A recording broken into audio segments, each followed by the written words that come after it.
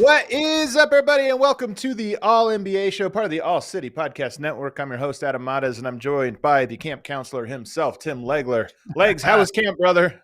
Camp was good, man. Another 17th year of the Tim Legler basketball camp in South Jersey, man. Sold out. Kids had a great week. We had a great week. The staff, a lot of fun, a lot of teaching.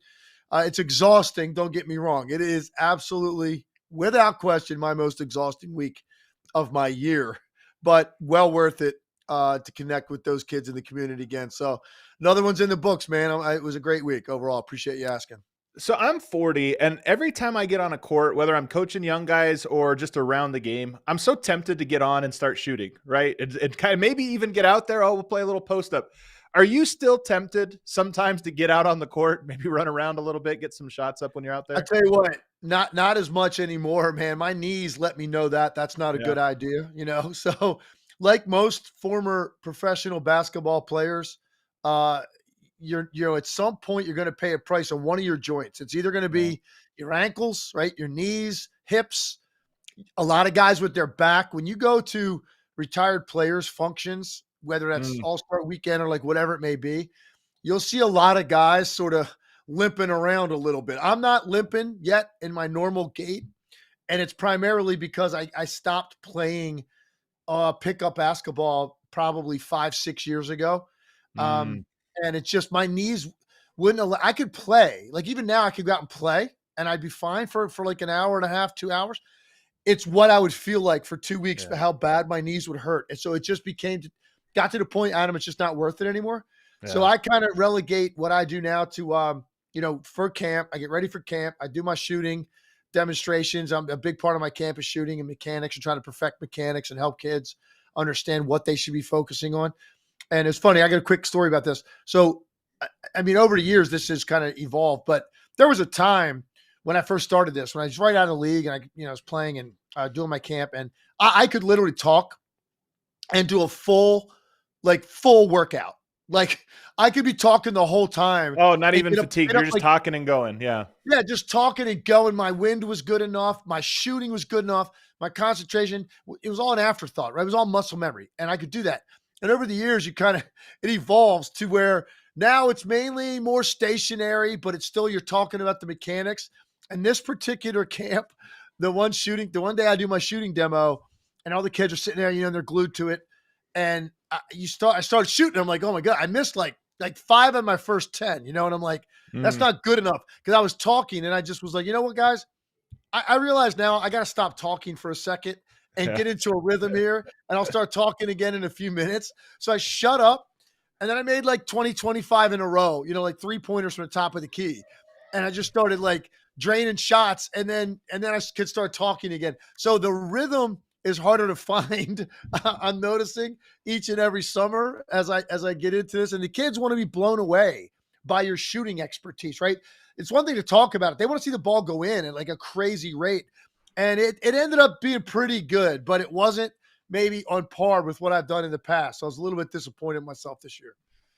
Well, there you go, man. Like I said, next year we're going to have to get the cameras out there. We're going to have to do a little bit something on the Tim Legler basketball camp. I find it very interesting, and I'm sure it's fantastic. On today's show, so we had a good week of Olympic basketball this last week. The group play is over. The 8 of the 12 teams are advancing. Only 4 teams didn't make it to this next round, but now it is the quarterfinals. It's an elimination 3-round tournament to award gold, silver, and bronze. So we're going to break down every single game that is happening. And first, producer Allie, you could bring up the bracket because we have that. It came out yesterday. And we can see that the U.S., the number one overall seed, is going to match up with Brazil. On the same side of the bracket of them is Australia and Serbia. So that makes up one side. And on the other side, you've got Greece and Germany, which will be very interesting. Greece, even though they went 1-2, very competitive in all their games, and of course has Giannis. And then Canada and France. I think this is a nice one. I don't know how much you caught of South Sudan. They were the one team that I kind of hope could have also made it in, maybe over Greece, to be honest with you, who I thought might be the weakest team in this tournament, or maybe Brazil. But I think these were the right teams outside of that. Did you catch South Sudan at all and the story behind them? Yeah, I did, and I agree with you. And I would have been a fascinating story to see them be able to advance and get another opportunity to play one of these teams, because there's a lot of talent amongst these 8 teams that are remaining. I think Brazil's the weakest team. The U.S. clearly got the benefit of this draw here, getting Brazil first, and then not having to play Germany potentially, or France or Canada, one of those teams in the finals. Until you get to the finals, that's a massive advantage for the United States to have to get that. Brazil's the weakest team without question, and the United States shouldn't have a problem getting through them. South Sudan was a great story. It would have been awesome to see them match up against one of these other teams that's got a lot of NBA talent, based on the way that they played the United States in the friendly game, and even the way they competed in the game here in the Olympics in France. It would have been fascinating to watch them advance, but unfortunately it's not going to happen. So now we've got the 8 teams, and I think there are some really, really interesting matchups, particularly on the other side of the draw, remaining. And the United States are going to be tested, maybe not in the Brazilian game, but those final 2 games, I think they could be tested. No question about it. I mean, look, the U.S. team is by far the favorites, and they should be, but I am interested to see how everything else shakes out. And, 3 teams basically are going to have a chance to take a real shot at Team USA, and it'll be interesting to see what happens. But let's start with Team USA. So they beat Serbia, they beat South Sudan, and then they beat Puerto Rico to round things out. Brazil beat Japan, but then lost to both France and Germany. Some very competitive games. I want to start on the USA side. I'm blown away because I think the best player through 3 games has been LeBron James, and I think the second best player has been Kevin Durant. How much do you feel like you get all these guys together, Embiid, Anthony Davis, Steph Curry, all these great players? How meaningful is it that you get together and you watch him play and you go, LeBron, still, he's the best guy out there. He still is the guy that could dominate. Is that meaningful? Is that more personality driven? Is it just the way things broke? Or do you think maybe there's something to this? Adam, I didn't think anything was going to come to me that was very meaningful in terms of what you're saying going in. I just didn't. Right. As it turns out, that to me might be the most meaningful thing I'm taking away from all of this. The fact that LeBron James still was a magnet for the leadership role. Those guys want him to have that. He is still the guy to me when I watch this team. And you're right, Durant's been great. Anthony Edwards has been great. I think Bam Adebayo has been fantastic. It's LeBron James' team. It's so obviously LeBron James' team. And that's the thing that I didn't know was going to be the case going into this. And it wasn't necessarily because of any decline in his game. It's more about the ascension of some of the younger stars and those guys taking the baton and running with it here. And LeBron, taking maybe more of a statesman type role, although he was going to obviously have an impact on the games. He's completely overwhelmed the rest of the roster, in my opinion, in terms of leadership. This is his team. It's his team. It's his show. Now, it doesn't mean he's going to put up the gaudiest numbers. That's not really going to be necessarily the role he has to fill, although you'll see if it gets into a close game, I think you'll see some of that where he will take over as an offensive weapon at times if they do get tested in the 3rd or 4th quarter of one of these upcoming games. That's not necessarily the role. It's set the table, score when you have to, but it's just about control. And it's LeBron is the one that's controlling possession by possession for Team USA. And it has been fascinating. And I think it actually is, when I said I didn't think much would come out of this in terms of legacy defining or anything like that, I do think this is something I'm going to remember for a long time. When I talk about LeBron James, whenever it's all said and done for him and it's a wrap on his career, I'm going to remember this. The fact that he got together with, and a lot of these guys, much younger stars who are feeling like this is their time in the league, and it still is clearly LeBron James is the driver of all of this. It's pretty fascinating to me, and I think it speaks to his greatness, and it speaks to the respect that he gets and he garners from the rest of the guys on this roster. I was thinking about this too, because Kobe was that in 2008. And I remember it being like LeBron felt like he was the best player, but Kobe was that guy. LeBron was 30. Then he played again in 2012 and he was the elder statesman. He was 34. LeBron's 39. This would have been like if Kobe would have played in the 2016 Olympics 4 years after his last one, after he had retired and everything. And yet LeBron is still at this level. So it is remarkable. But all right, we have to squint to see weaknesses in Team USA. We have to kind of like, I'm not saying this is going to happen or anything, but we have to talk about it just to try to create some intrigue. Yeah. Is there any world where it's a weakness that LeBron is that much of the team's identity? Because through 3 games, it's clear that he sets the tone, he sets the pace, he controls the tempo. But what if a team disrupts that? What if a team takes it out? Is there any worry that there's, okay, well, we haven't built the identity beyond that just yet?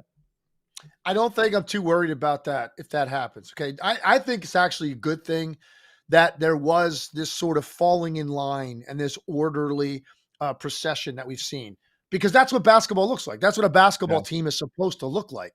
It's not supposed to look like an all-star team. It's supposed to look like a pecking order. And LeBron James is the top of the food chain on this team. And so I think that's a good thing for them. Ultimately, it makes it feel more like a normal basketball team.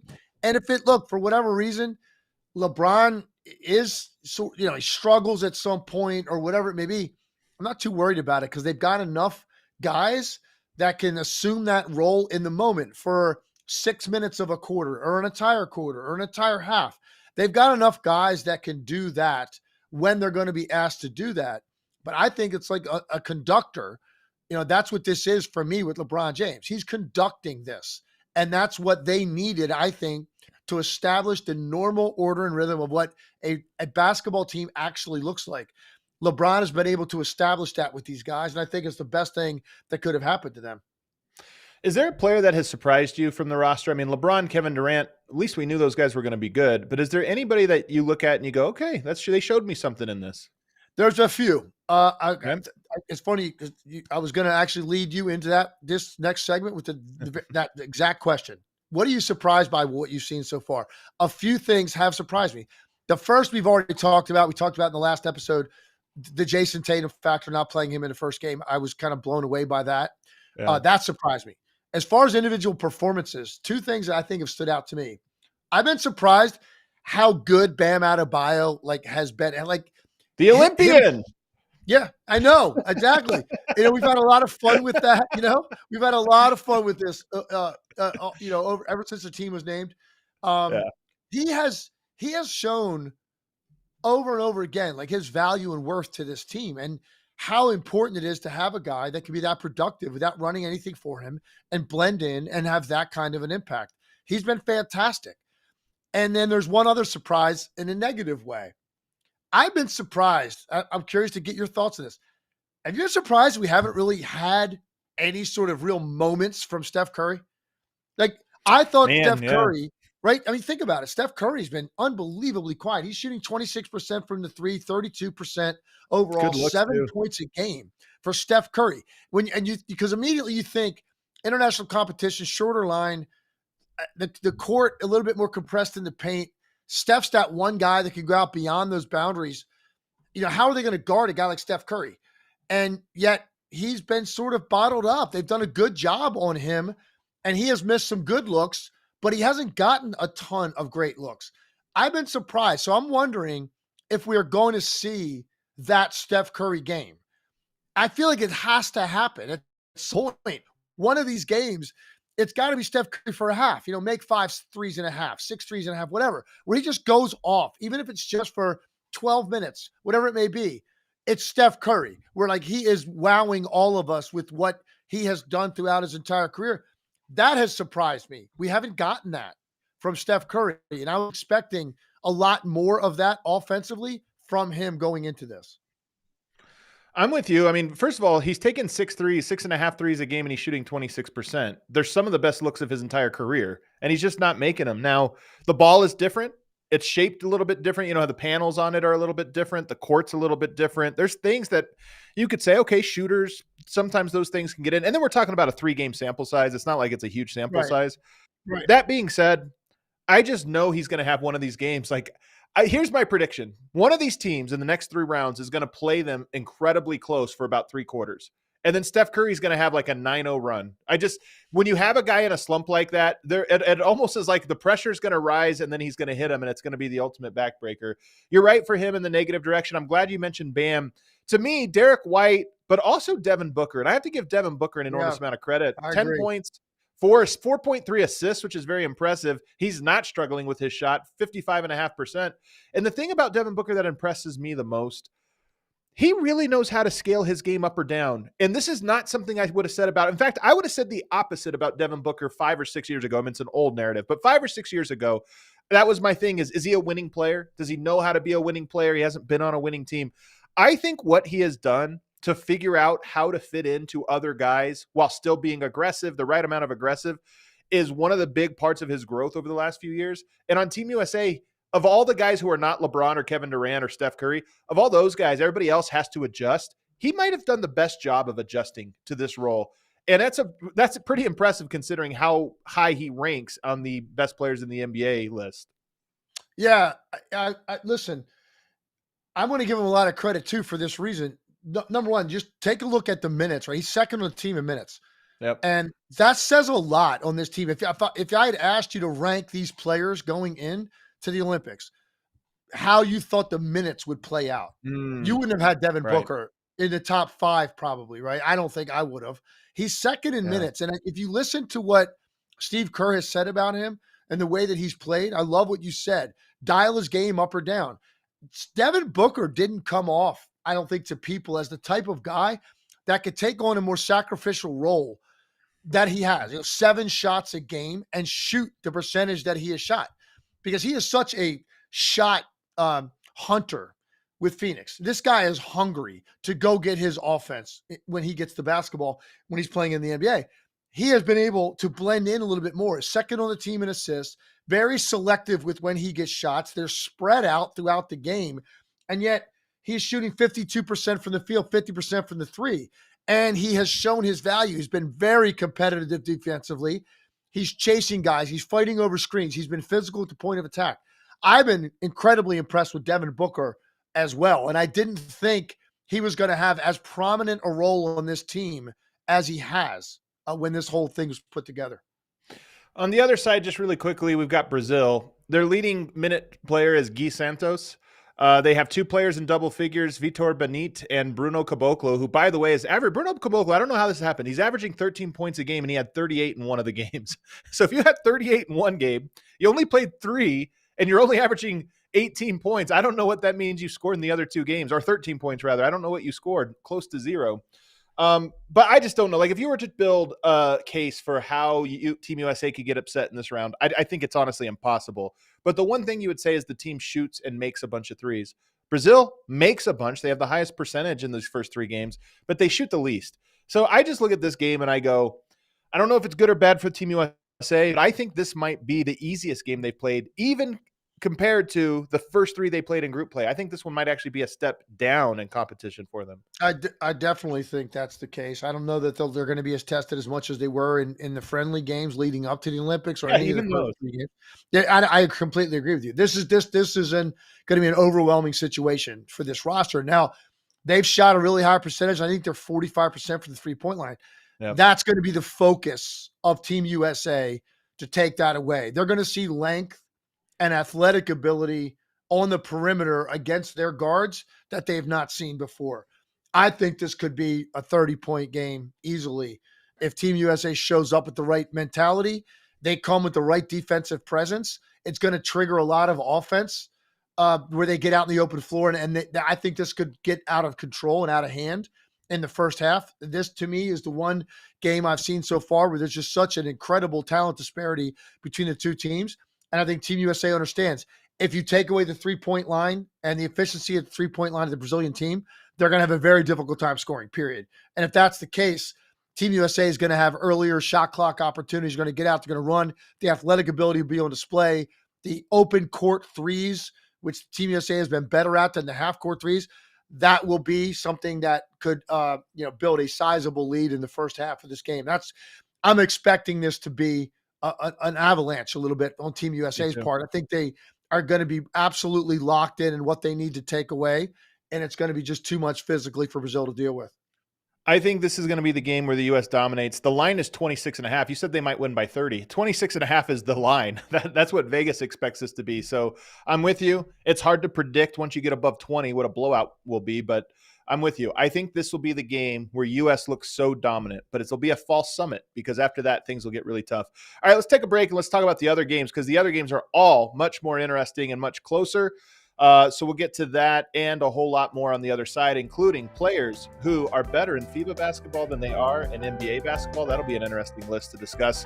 I've got a list for legs on the other side. But first, let me tell you guys about Fitbod. Whether you're a seasoned gym goer or just starting your fitness journey, the essential that you need is the Fitbod app. I have a new phrase I've heard, a new quote I read somewhere over the last 2 weeks or so, which is, what you what you monitor is what you manage. What you monitor, what you pay attention to, what you're measuring, that is what you're going to be able to manage in your life. Well, Fitbod is a fitness app that allows you to monitor your workouts, and not just monitor them, but also helps you plan them, helps you map them out, all based on what you tell the app your goals are. You tell it your height, your body weight, what area of your body you're looking to work on, what kind of workouts you want. Do you want to do weights? You can even put in what machines are available to you. So if you're at a new gym, or maybe you're in a hotel and you don't have a lot of equipment, you just say, hey, here's what I'm working with, and I'm trying to get an upper body workout. What do you have for me? And it'll spit out a workout for you. If you're trying to make a long-term plan and say, hey, I'm going to try to work out 3 times a week for 3 months, and I'm going to hit it really hard, that's my time frame, then it's going to give you a plan for that entire 3 months and help you monitor your progress along the way. It's a really incredible app. Not only does it give you the workouts, but it also has these very helpful animations that show you exactly how to do the workout. Sometimes you see something, it's a drawing, and you're like, I can't tell, is he bending this way? What's it look like?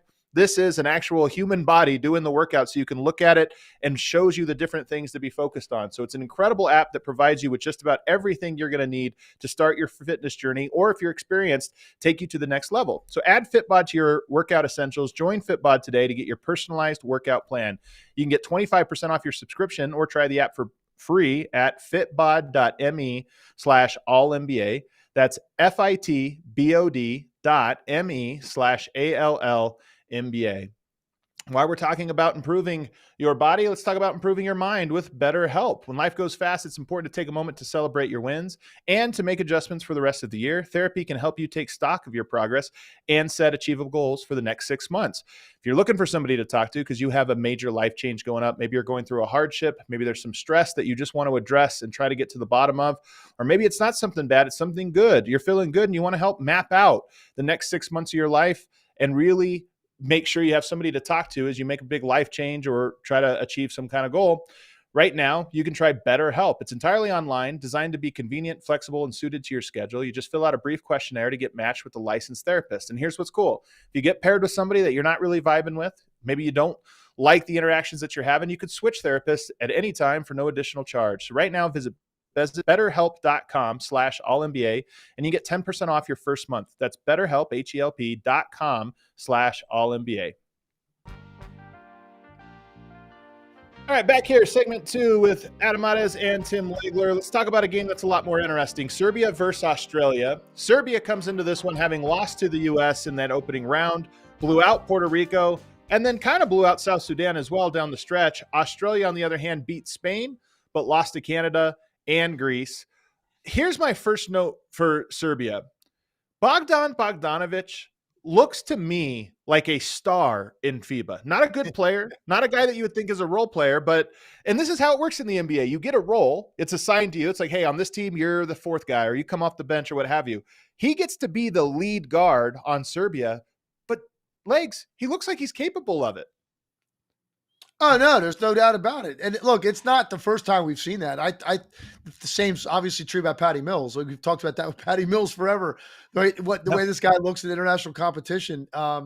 It's a way that they are treated on that roster, the way that they carry themselves. Like, they have a different sort of cachet when they walk in the locker room for these teams than they do for their NBA teams. And the confidence level's off the charts. And the guy is very capable. He's a really good offensive player. But in this situation, the light is greener than green, and everybody's sort of deferential to him. So he has more opportunities. The swagger he plays with is different. He's a very good NBA offensive player.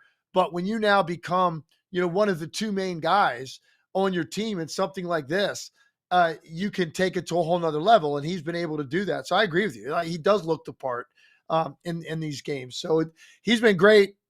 Serbia, Australia. I think this could be a tough game. I think Australia has obviously more guys on that team that you look at and say, wow, they've had really impressive offensive performances so far in this in the Olympic tournament. Guys that have surprised me with their offense on that roster. So they're feeling really good about themselves collectively. For Serbia, a lot of it's going to hinge on to what extent could you control Jokic. I mean, that's going to be a big part of it. I want to talk about Jokic here. I cover the Denver Nuggets, so I'm close. Started covering the Denver Nuggets at Jokic's first summer league. I've been along for the entire ride. He came into the league legs as this joker, this jokester. He wasn't very serious. He would make jokes. Even in pressure moments, he didn't seem bothered. We all know they won the title, and he said, the job is done, we can go home.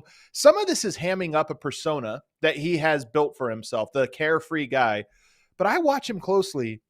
Over time, he has grown, especially over the last 2 or 3 years, more serious, and I would even say almost more tortured. He seems angry. He seems to play with a seriousness and almost a joylessness. And he used to be the guy that played with the ultimate joy.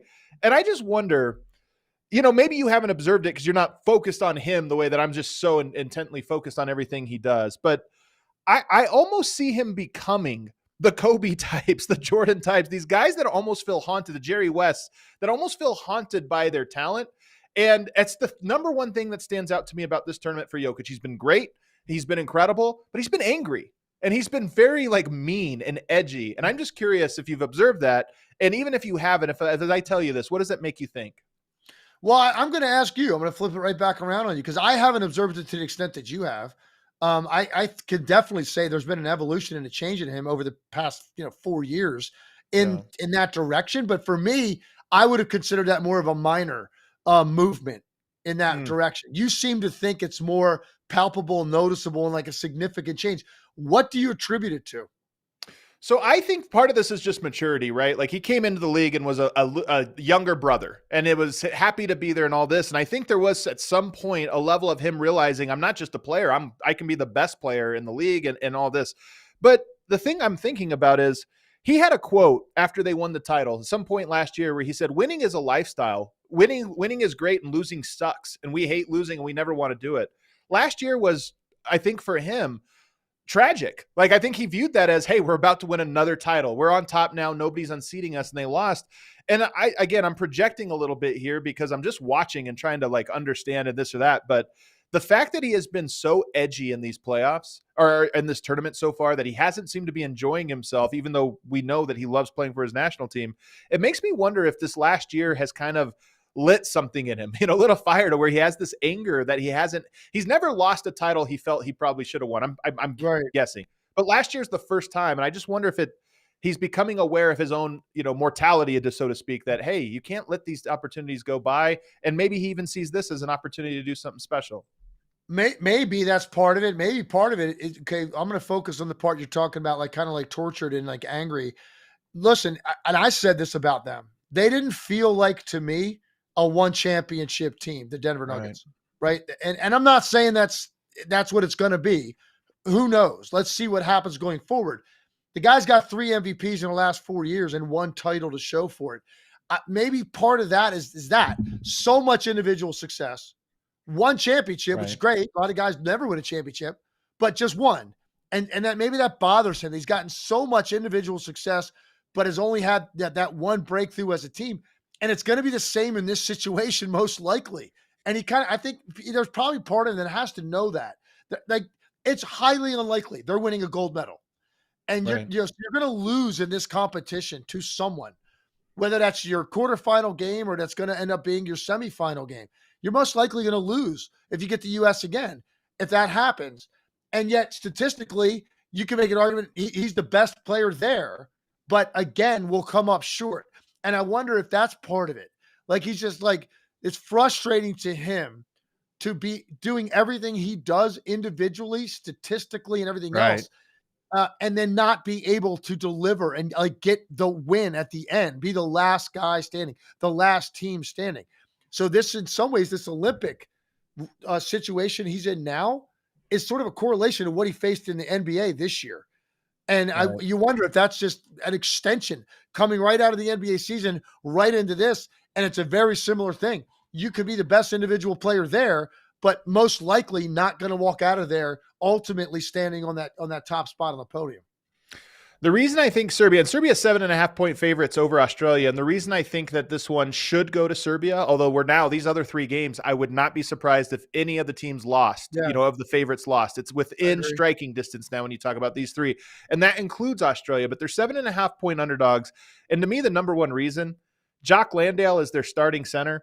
They don't have a backup center. They don't have another big body. And even Jock Landale is like undersized. Jokic is going to dwarf him.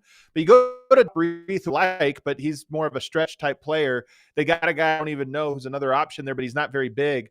That to me is the problem. Jock Landale, Jokic scored 53 points on him in a playoff game one time when they were playing it, when he was starting at center for the Phoenix Suns. To me, this is the big story, is what we can get to Australia's guards, and I want to get to them here in a second because they're very good. But I just don't know that they're big enough to bother Jokic, and I think Jokic's going to have a monster game in this one, like 18 rebounds kind of game.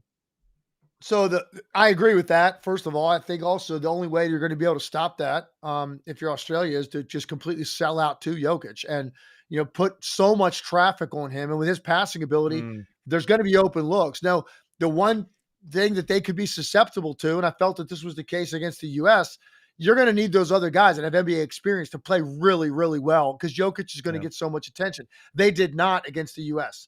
In their first game. And Jovic is one of those guys. He's going to have to be better because I think Jokic is going to have a guy in his lap and a guy behind him at all times. Now, he's still good enough to put up numbers and he's going to control the game. But I agree with you. They don't have enough up front to keep him from getting to positionally where he wants to, where now you're just completely at his mercy as a scorer at getting to the foul line, put you in compromised positions of where your help's going to come from so that the passes are easier for him. There's more space for shooters on the perimeter. I agree that this will be decided on the front line, and I'm curious to see what the game plan is that Australia is going to employ against him. You're going to have to come up with something really creative against him, specifically this one player. Because if you don't, he's got the potential to have like a 30-18 type game against them and just control the entire thing. One thing to monitor is that Jokic has been bothered by a wrist. He's wearing tape on it.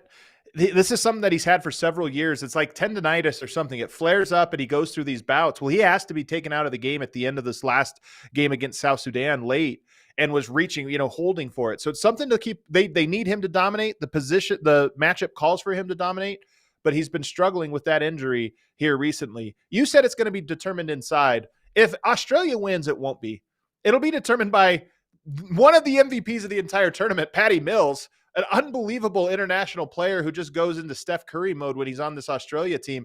Him and Josh Giddey have both been fantastic. By the way, Josh Giddey, 8.7 rebounds a game.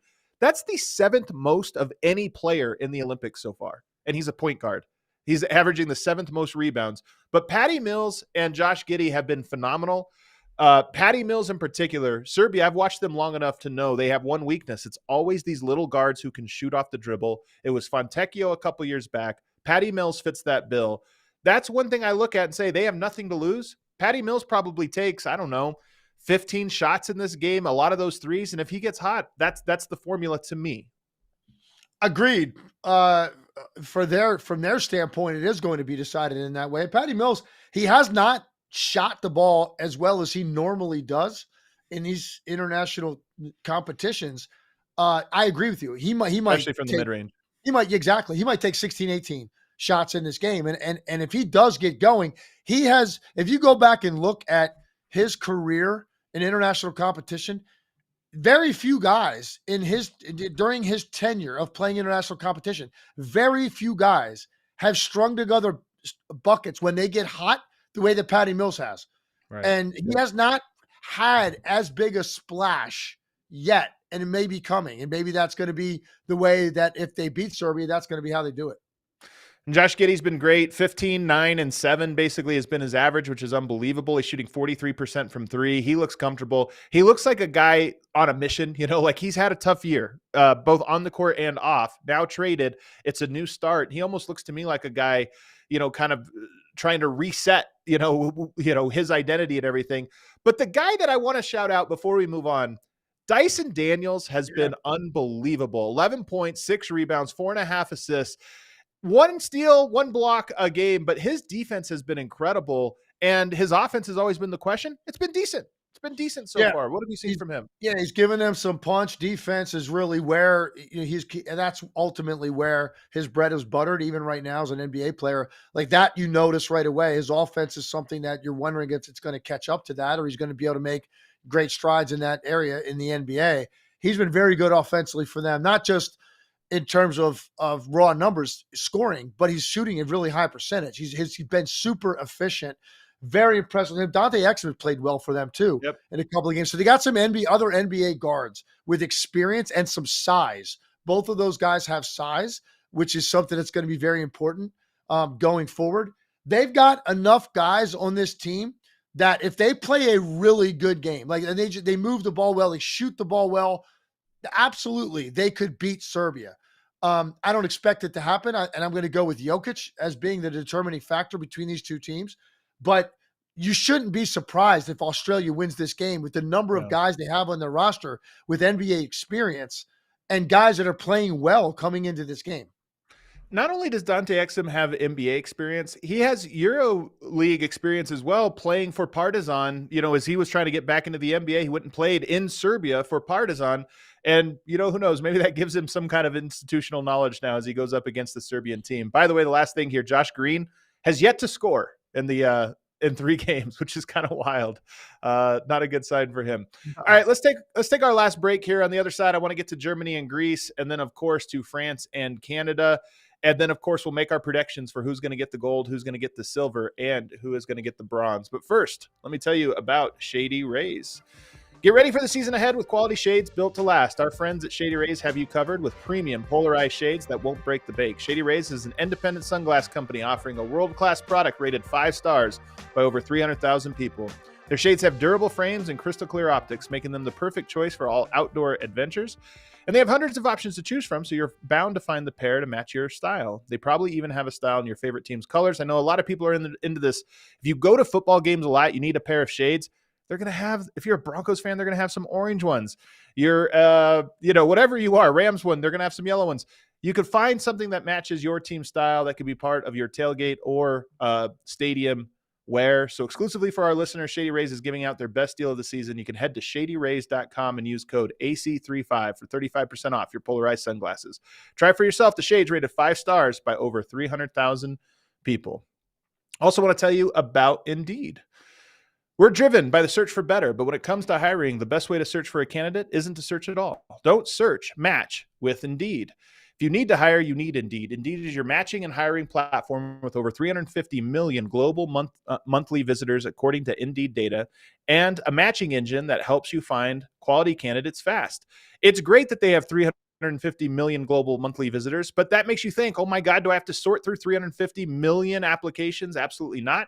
That's where Indeed comes in. They have a great interface. You can set some parameters so that you can weed out the people that are not qualified for the job that you have posted, and they'll screen for you, even do some messaging and help you connect to the people that actually do qualify for your job faster than anybody.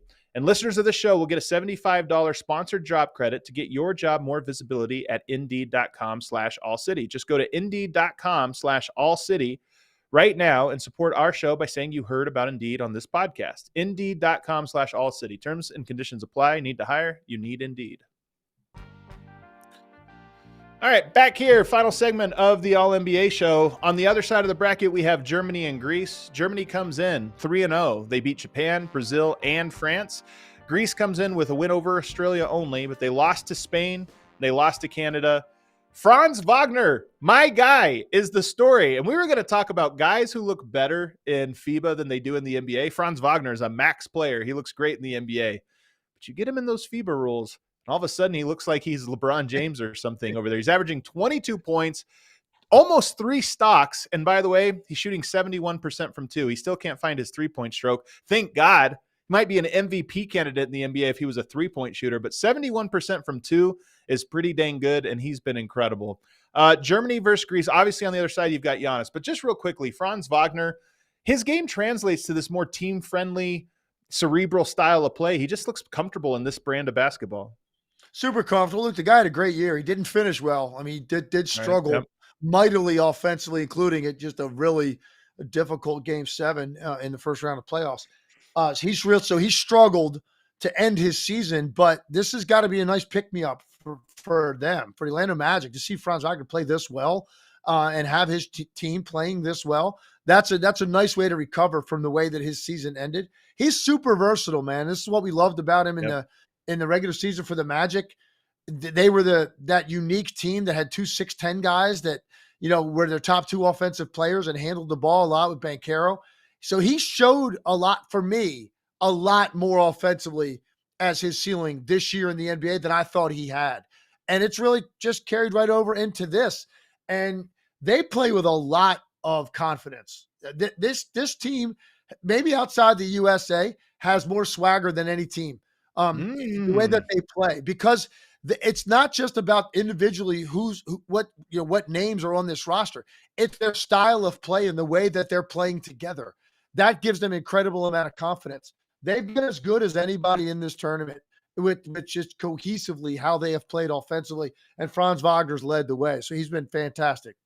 One of the things that's cool to see is that there's a few teams that have continuity, and they're one of them. We saw this with Argentina in their golden generation. We saw this with Spain and their golden generation. Tournament after tournament, it was the same guys. You're getting that right now with Germany, with the Wagner brothers, Daniel Theis, and then another guy who belongs on the all better at FIBA than he is the NBA list, which is Dennis Schroeder. 20 points a game, 9 assists a game. Both of those numbers rank in the top in the entire tournament so far. 41% from 3 on 7.5 attempts. Let me tell you how crazy this is. He's playing the exact same number of minutes as he did in the NBA last year between Toronto and I think Brooklyn it was. Same number. He's taken twice as many threes per game in the FIBA one. He was taking about 4. He's taken 7.5 now, and he's making 41% of them legs. It's funny, man. Like Patty Mills, you're a role player. People don't think much of you in the NBA. You come over here and it's like, nope, it's my team now. Everybody watch what I can do. And he can do a lot. And I said this back in the beginning when we were talking about the Olympics in general. And I just said, it shows you how good you have to be to make your mark as an NBA player. The fact that you can be penciled into certain roles on these teams in the NBA and be valuable. And a lot of these guys have been on good teams and they've been valuable pieces. It shows you how much more they have when they're given the kind of opportunities to be completely free, right? And you're unencumbered by a role. There is no role for some of these guys in this setting. It is their team. They can go carry themselves and perform like a superstar amongst their team. And that's what Dennis Schroeder has done. And he's very talented. And this goes back to his days in Atlanta when he was starting and playing. And, you saw him sort of on the rise.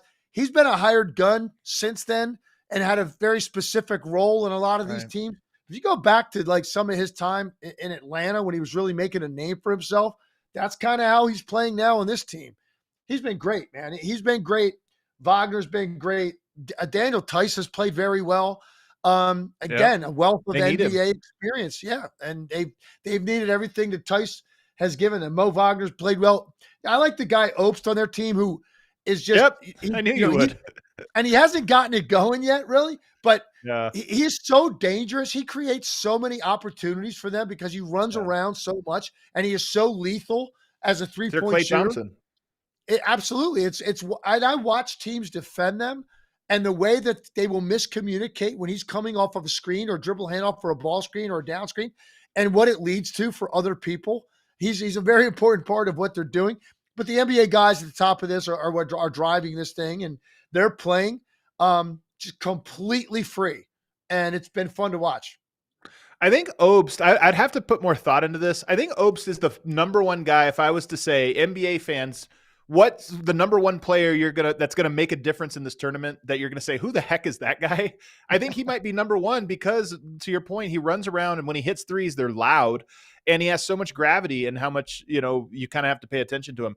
You kind of brought up something I want to talk about, which is I think this has been a great tournament so far, in part because the idea of the Olympics was all these different nations bring something different to the table. They have something like you saw South Sudan, very athletic, rangy, so skinny, but so long, played with an enormous amount of energy. Team USA is also obviously excellent individually, and they come together. Serbia passes the ball well, plays a high IQ game, and they're huge. They're enormous.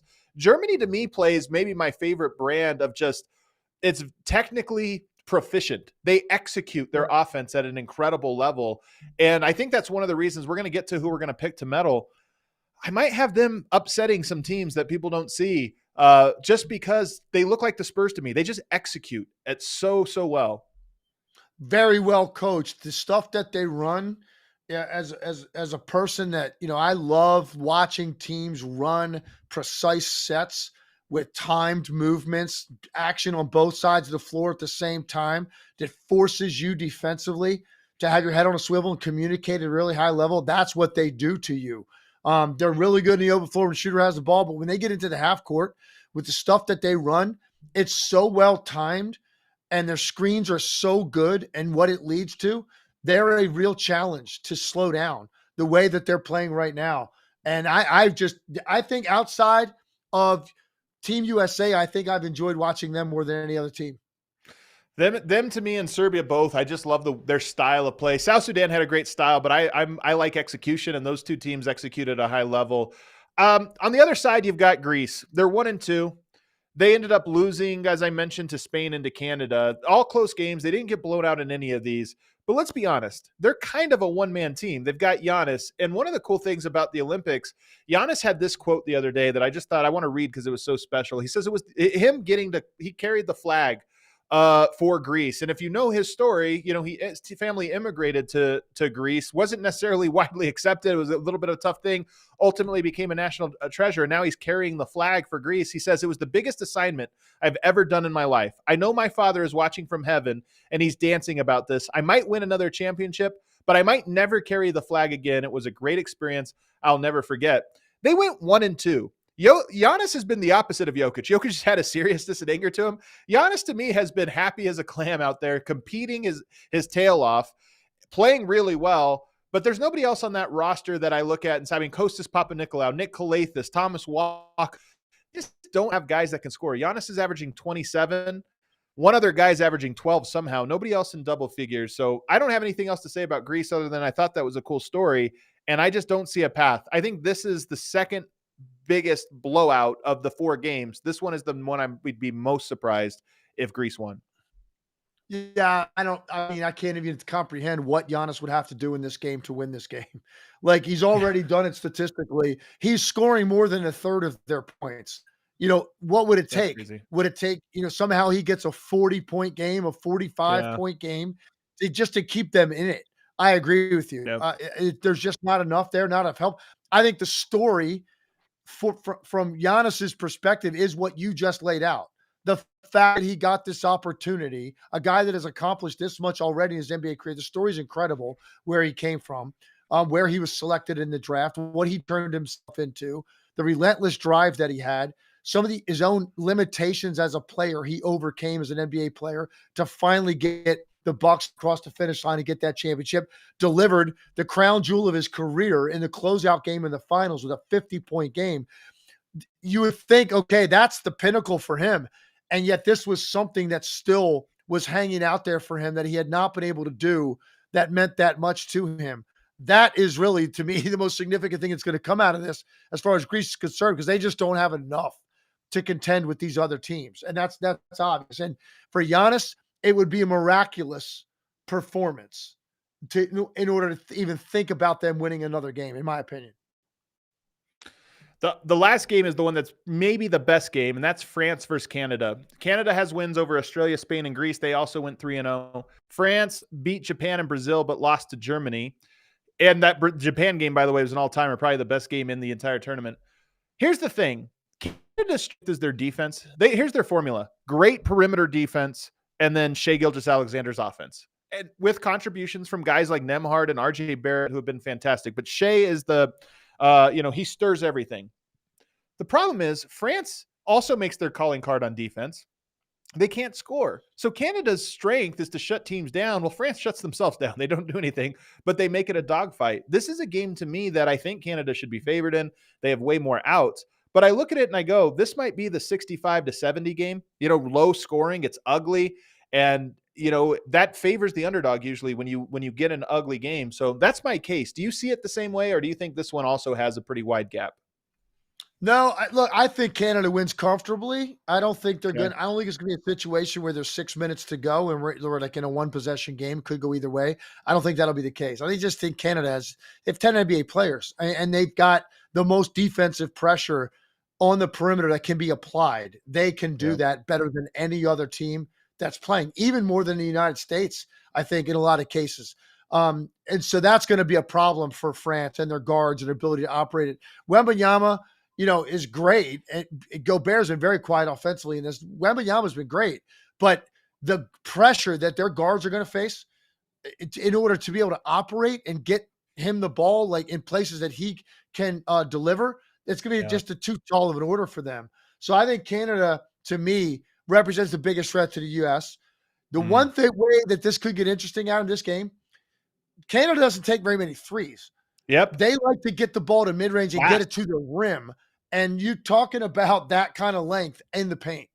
Right. That could be an interesting formula. Like if France could somehow force Canada to take more threes than they really want to based on their personnel, and they don't have a great shooting night, maybe France can hang around and stay in the game. But I just think Canada has too many options offensively, too many guys capable of like having adequate enough nights to put up a good number. They're averaging almost 90 points a game in the tournament. They're going to put up numbers because they've got so many guys that can do it. But the difference is going to be the defensive pressure they're going to apply to France's perimeter players.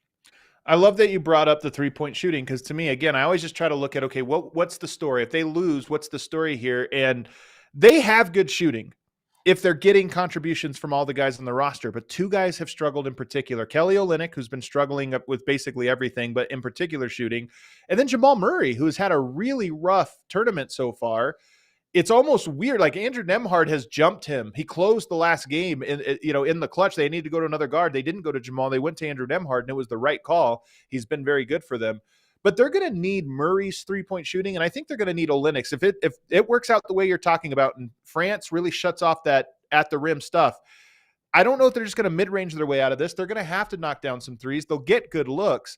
I think they need Murray to make some of those in this one for them to get the comfortable win. I agree with that. I think Jamal Murray's going to have to play better, and I think I want to give RJ Barrett some credit because RJ Barrett is a guy, he's been fantastic, and he's a guy offensively I think is very inconsistent with his jump shooting. Not a guy that I would look at on this roster and say he's going to thrive in this setting. There's a lot of pressure that comes with this, and I don't know that RJ Barrett's a guy I would have looked at and said, in a situation where you're kind of thrown together, he's not a guy that, is great offensively every night, even when he's got rhythm with his own team. Now you're throwing a team together, very little rhythm. Offensive flow might not be there. Like RJ Barrett's not a guy I would have looked at and said, hey, 21 points a game, almost 60% from the field. That's very surprising to me. And 45 from the three. So RJ Barrett has, to me, far surpassed expectations that I had for him in this tournament. I want to pat him on the back, give him a lot of credit because he's been great. And he's a big reason why I think, Canada ultimately plays the U.S. in the championship game, in the gold medal game. I think they're the team that they're going to see, and they represent the biggest threat. And RJ Barrett is a big reason for that because of how great he has been offensively. So you tipped your hand here. We had Serbia winning. We had U.S. winning. So Serbia versus U.S. It's just I don't think either of us are picking the U.S. to lose any game. So I think we're going with the U.S. Although I will say, I think that game is going to be competitive for about 3.5 quarters. I think Serbia is going to give them a run for their money longer than people think. But the U.S. is inevitable, and at some point they're going to open up that game. I think you agree with that. But if we go to the other side, Canada and Germany, So we think Canada wins. We think Germany. This is the coin flip game. Why do you think Canada beats them? I think ultimately Canada has more guys on a given night that could step up and have significant offensive contributions.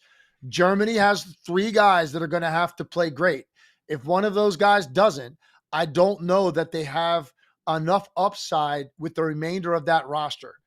The Canadian team does. There are a number of guys, and you could get an unexpected, Dylan Brooks could make 6 threes in a game. Lugan Dortz could make 5, 6 threes if he had to. He's done that in NBA games, in important NBA games. They've got guys up and down their roster that could do that if they have to. And that's why I think ultimately I would favor Canada to win that game. Yeah, I think this one's so close to me. I want to be bold and take Germany in this one, but the thing I keep thinking is Canada's strength is all the perimeter defense that they have. Germany's strength, at least in part, is Dennis Schroeder. Can they stop Dennis Schroeder? I think they can. I think the torture chamber is going to be able to, and Nikola Alexander Walker, I just think they have bodies that they can throw Dylan Brooks even, that they can throw at him that's going to make things tough. I think it'll be a great game. I'm excited for that one should it happen, maybe more than any of the other games. If you go to the gold medal game, and we say it's Canada versus the U.S., how does that game go? Yeah, I mean, look, I don't think the U.S. is going to lose a game. They're going to win the game. They're going to be challenged in that game. I think that game will be very close at halftime. I think that game will start to get away from Canada a little bit toward the end of the third quarter. I think the U.S. builds a double-digit lead by the middle of the fourth quarter and sort of hangs on to it from that point. Maybe even gets a little bit dicey and hairy in the last couple of minutes, but ultimately I think they win an 8 to 10 point game. Okay. That 8 to 10 points is close, though. That's really close for as good as this Team USA is. So that means that we would have a Serbia-Germany bronze medal game. And this is what's fun.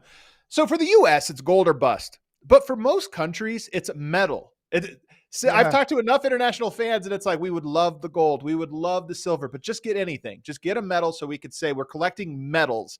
That's like the number. But one team in the semis doesn't get anything. They just go home and empty-handed. So who will it be, Germany or Serbia? Yeah, you're right. It's a lot like all the swimmers that line up against Katie Ledecky, right? Yeah. You're just like, look, I just want to get one of those other 2 medals. Like that's kind of what your mindset is. I think ultimately Germany gets it. I think Germany gets the bronze. I think Serbia is left out. And Nicole, you probably disagree with that because your boy Jokic. I know. I got my guy Franz Wagner too, though. I'm conflicted. True. That's true. That's a very good point. Yeah, I think ultimately, and I think it's for me, it's as I said, I think Germany for me has been the second most entertaining team that I've seen. And I think that their style of play and they're so cohesive in the way that they've played. I think that they're just a little bit more connected than Serbia, which is going to rely on one guy to be spectacular and then a couple other guys to be great. I think for Germany, it's more system-based than anything else. And I think that they're a tough team to slow down and guard. So I would go with Germany to get the bronze.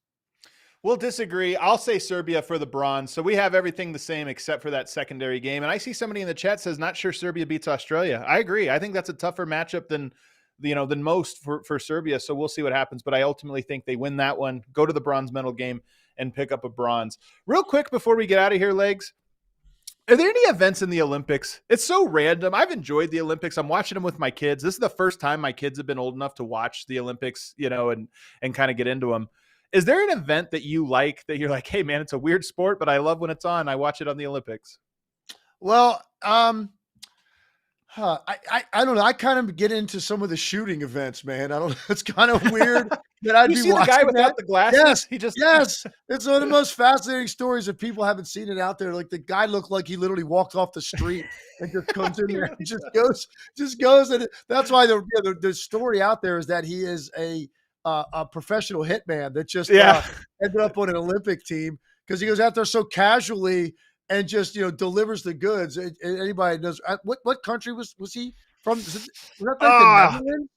Man, I hate that I don't remember what it was. Yeah, I don't either. I could see the white shirt. People need to check that out. France? Yeah, maybe it's France, but yeah. I got it real quick before we go along these lines. Can I ask you? Have you enjoyed watching any of this 3-on-3 basketball?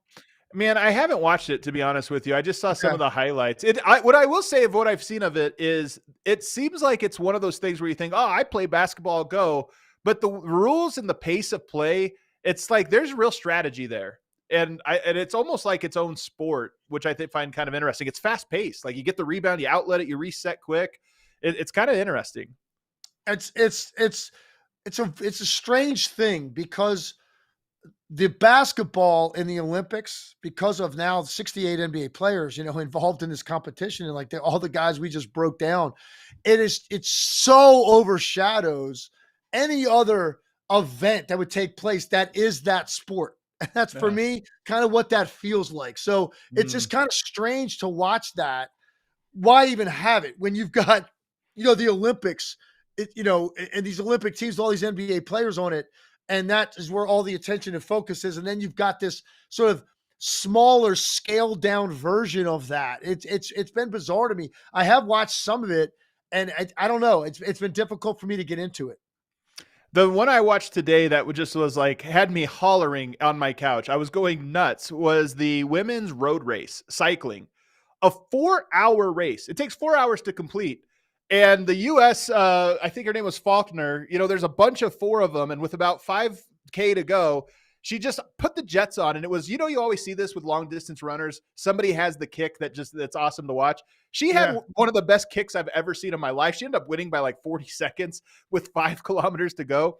But second, third, and fourth was separated. A 4-hour race was separated by 1/10 of a second. It was unbelievable to think you could race that long, and it could literally come down to, whose last push just pushed them over the line.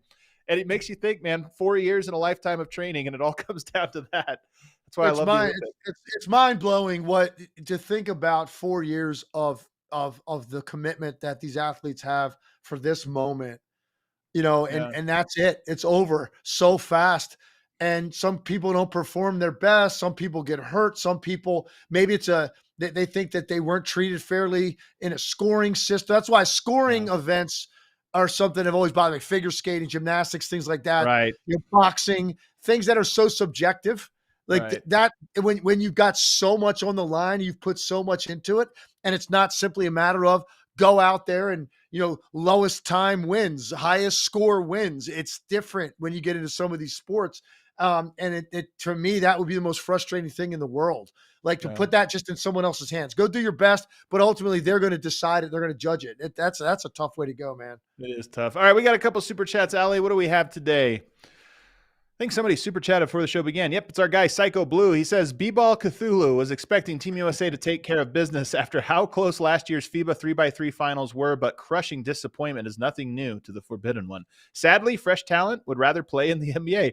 It is true. Team USA 0-3, by the way, in 3-on-3 basketball, which is kind of wild. That's not even a question, really. I think that was just a comment, Legs. Yeah, I agree. Cedric Exquisite says, no, Adam, you don't look 40, and that's good. Thanks, Cedric. Thank you. Serbia for gold. There we go. A little compliment. I concur. You're looking good, man. Looking good. I'm looking shiny today. I was telling our producer Allie today, I don't know what's going on. I got a powder or something. Cue that outro music.